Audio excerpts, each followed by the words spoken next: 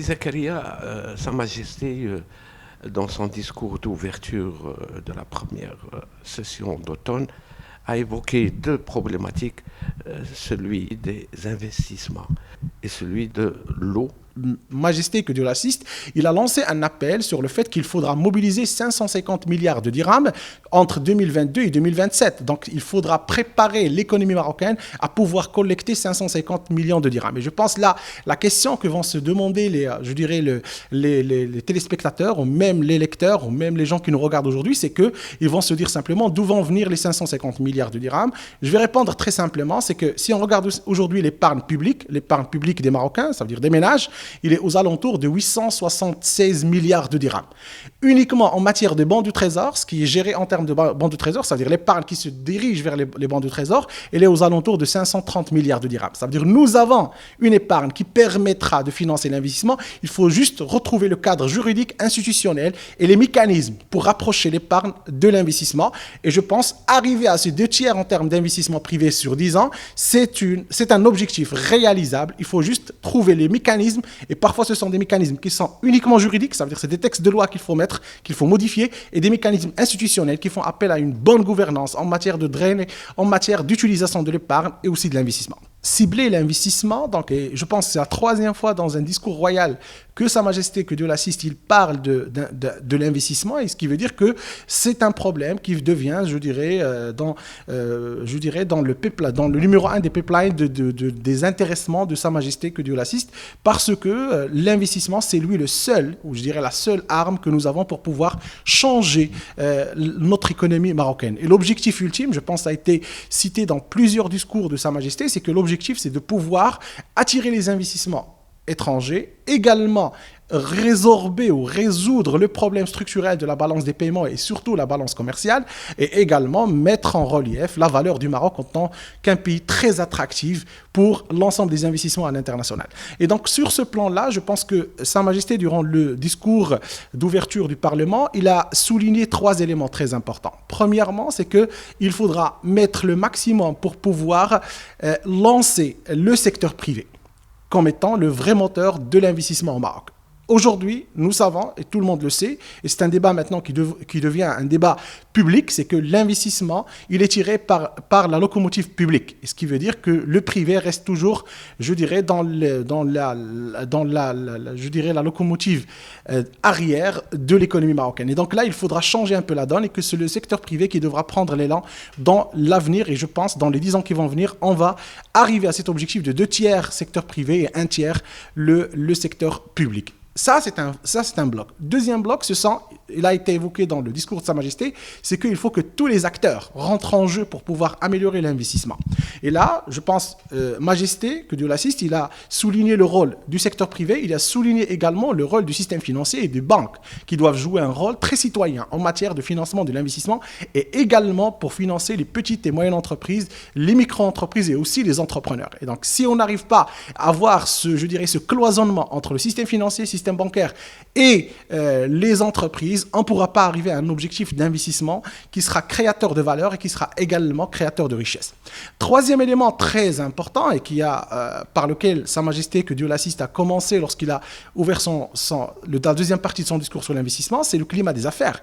Et donc là, il a souligné le fait que le climat des affaires, c'est une des préoccupations centrales qu'il faudra résoudre si on veut que l'investissement soit un investissement très productif pour le cas du Maroc. Et donc, lorsqu'on parle du climat des affaires, et comme ça a été évoqué, nous savons que nous avons fait un effort très important sur les 15 ans qui sont passés. Donc, nous nous sommes améliorés sur tous les classements mondiaux en matière de climat des affaires, mais également, il reste des efforts à faire. Il reste des efforts à faire en matière fiscale. Et nous avons aujourd'hui la charte ou la loi cadre sur la fiscalité, sur les impôts. Deuxièmement, il y a un effort qu'il faudra déployer en matière de justice, parce que nous savons que la justice, c'est un peu la justice, c'est un peu la clé de voûte lorsqu'on veut vraiment résoudre toutes les problématiques qui sont liées à l'investissement et aussi les conflits qui résident entre les acteurs dans le monde de l'investissement. Et troisièmement, en termes de climat des affaires, nous savons que la relation entre l'administration et également l'investisseur est une solution est un problème qu'il faut solutionner. Nous avons la numérisation, nous avons aussi la digitalisation, etc., etc. Pour ce qui concerne l'eau, quelle lecture politique faites-vous sur ce point?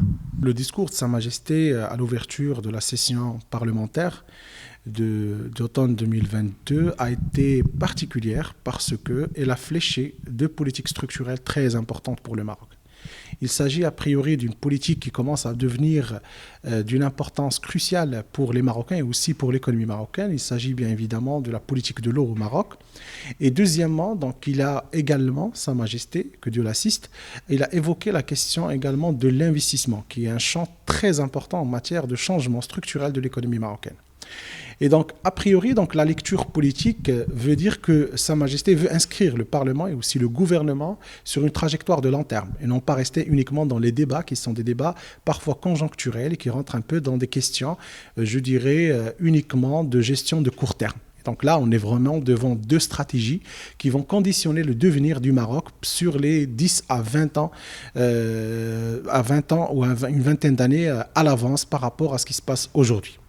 Bien évidemment, donc là, le problème de l'eau, c'est un problème que connaît le Maroc depuis plusieurs années. Nous avons des cycles de sécheresse qui viennent toucher le Maroc. Nous avons vécu ça, je pense, dans les années 80. Nous avons vécu également ça quelque part dans les années 90. Mais c'est la première fois, comme l'a évoqué Sa Majesté, que de l'assiste, ça fait 30 ans maintenant qu'on n'a pas vécu ce degré de sécheresse que nous avons aujourd'hui à l'œil, que nous avons aujourd'hui, auquel nous avons assisté pendant l'année 2022.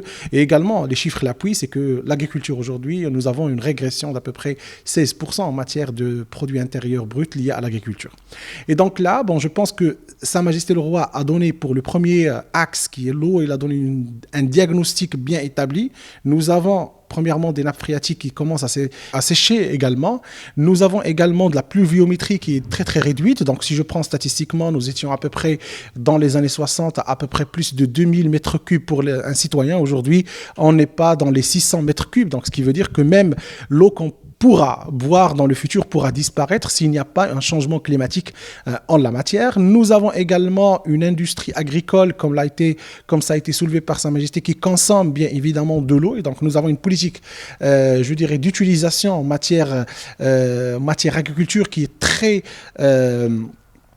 consommatrice de l'eau. Et donc, il y a beaucoup d'éléments qui ont été évoqués dans le discours royal qui attestent et qui confirment que nous sommes dans une pénurie et nous sommes dans un problème, comme je reprends les termes de Sa Majesté, que Dieu l'assiste, nous sommes dans un problème structurel qui devient de plus en plus important pour le cas du Maroc. Et là, je pense que des solutions ont été proposées. Donc, il n'y a pas uniquement dans le discours de Sa Majesté un diagnostic, mais il y a également, je pense, des solutions qui ont été abordées. Premièrement, il y a les solutions qui sont, je dirais, technologiques. Donc, c'est la première fois que Sa Majesté, il souligne le fait qu'il faut utiliser un peu de la technologie dont on abuse aujourd'hui dans la gestion de l'eau. Et donc là, ça va permettre un peu d'économiser l'eau et de pouvoir le rationaliser en matière de dépenses ou d'utilisation. Nous avons deuxièmement la proposition qui a été soulevée par Sa Majesté, ça veut dire la dessélation de l'eau de mer. Et donc, il peut être une solution en particulier pour l'agriculture, et on peut utiliser cette eau-là pour pouvoir user en matière de production agricole ou aussi de production,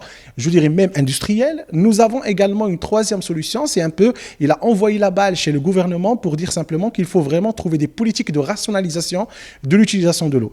Et ce qui est très marquant, et je pense là sur le plan politique, c'est que Sa Majesté, que Dieu l'assiste, il a souligné un élément très important, c'est que l'eau est un problème commun pour les Marocains. Ce n'est pas un sujet de débat politique.